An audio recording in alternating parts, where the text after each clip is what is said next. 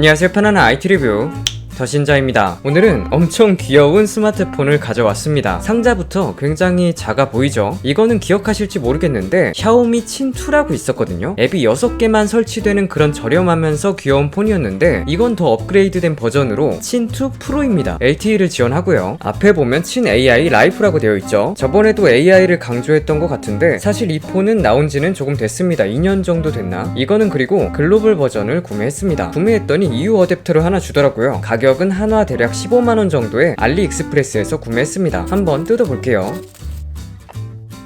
진짜 작죠? 안쪽에는 USB A2C 케이블이 들어있고 컬러가 굉장히 강력하네요. 오, 그리고 케이스가 들어있습니다. 엄청 싼 티가 나기는 한데 없는 것보다는 낫죠. 유심핀도 하나 들어있고요. 그리고 AI라고 되어 있잖아요. AI 버튼이 전원 버튼보다도 크게 되어 있습니다. 보통은 빨간색 버튼이 AI일 것 같은데 작은 버튼이 전원이고 그 아래가 AI 버튼이에요. 타입C 포트로 충전할 수 있고요. 재밌는 건 보호 필름이 기본으로 붙어서 나옵니다. 케이스도 주고 필름도 주고 바로 켜보겠습니다. 배터리가 방전됐나 보네요. 충전 좀 해주고 올게요. 자, 사용을 좀 해보고 왔는데요. 와, 정말 굉장히 작고 너무 귀엽더라고요. 이 작은 폰에서 막 이것저것 하니까 장난감으로 가지고 놀기에 정말 좋지 않나? 이런 생각이 들더라고요. 일단 디자인을 보면 굉장히 심플합니다. 그리고 크기가 엄청 작아요. 그 작다는 아이폰 미니보다도 작습니다. 세로로는 약간 더 긴데 가로로 보면 확실히 차이가 보이죠. 플립3와 비교해보면 어마어마한 차이가 나고 있죠. 크기가 아주 작다. 유심 트레이에는 하나 삽입할 수 있게 되어 있고요. 너무 가벼워서 무게도 궁금했는데 108g이 나옵니다. 요즘 폰들이 무거워지다 보니까 그 무게에 적응이 되어서 그런지 손에 들면 거의 없는 수준이에요. 그리고 이게 세로로 비율이 상당히 길잖아요. 마치 폴드3의 외부 화면 같은 비율인데 폴드3가 24.5 대 9고 친2 프로가 22.5 대 9니까 비율상으로는 얘가 좀 더 낫다고 볼 수 있어요. 꼭 예전 LG의 초콜릿폰 같기도 하고.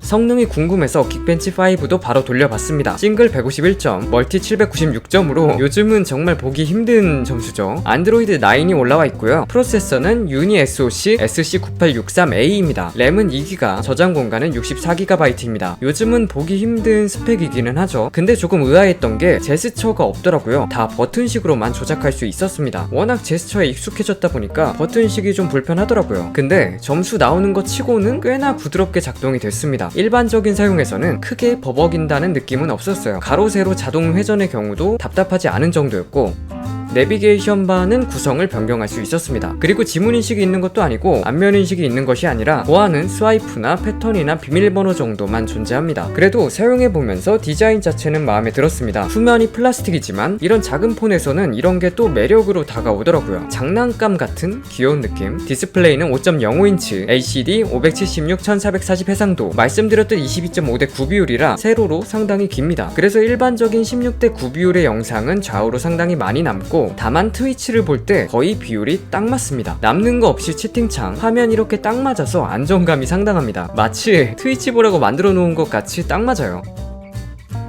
당연히 PIP도 잘 지원하고 넷플릭스는 스토어에 없어서 APK 파일을 옮겨서 설치했는데 실행은 잘 됩니다. 역시 비율상 영화를 볼 때 좋은 비율이었어요. 물론 화면 자체가 작다 보니까 크게 몰입감을 준다 이렇지는 않은데 폰이 워낙 가볍다 보니까 간단하게 사용하기에는 좋았습니다. 그리고 스피커는 기대를 아예 안 했어요. 크기도 작기도 하고 모노 스피커가 아닐까 했는데 의외로 위아래에서 나옵니다. 스테레오 스피커예요. 소리를 들려드릴게요.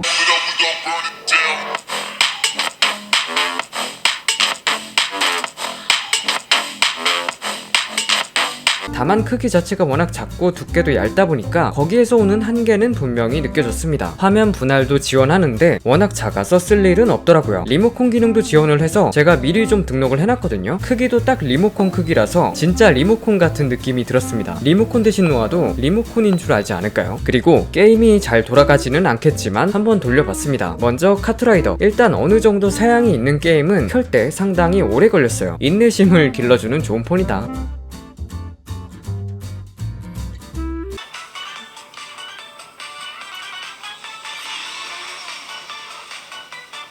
할인 아이템전을 해봤는데 생각보다는 잘 돌아갔어요. 물론 기대치보다 잘 돌아갔다는 거지 마냥 잘 돌아간다는 뜻은 아닙니다. 분명 중간중간 끊기기도 하고 터치가 씹힐 때도 있었어요. 그냥 카트를 돌리는 게 가능하다 이 정도로 보는 게 마음이 편했고, 오랜만에 쿠키런 킹덤도 돌려봤는데 얘부터는 확실히 버거웠습니다. 끊기는 게 심했고 튕기는 경우도 있었어요. 숨어도 소용없어.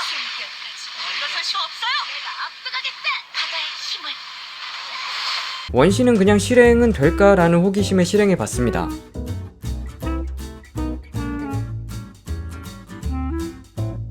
켜지는 데만 3분 30초 정도 걸리더라고요. 그래픽은 매우 낮음으로 설정을 했고요. 어느 정도 플레이가 되는 것처럼 보이지만 사실은 그냥 중간중간 계속 멈춰버리고 튕깁니다. 실행은 되는 것에 만족을 해야 할지. 오케이, 알았으니까 모두들 뒤. 세상에서 그리고 아까 말했던 AI 버튼, 이거 누르면 구글 플레이 뮤직으로 넘어가더라고요. 그리고 전원은 정말 코딱지만하게 있습니다.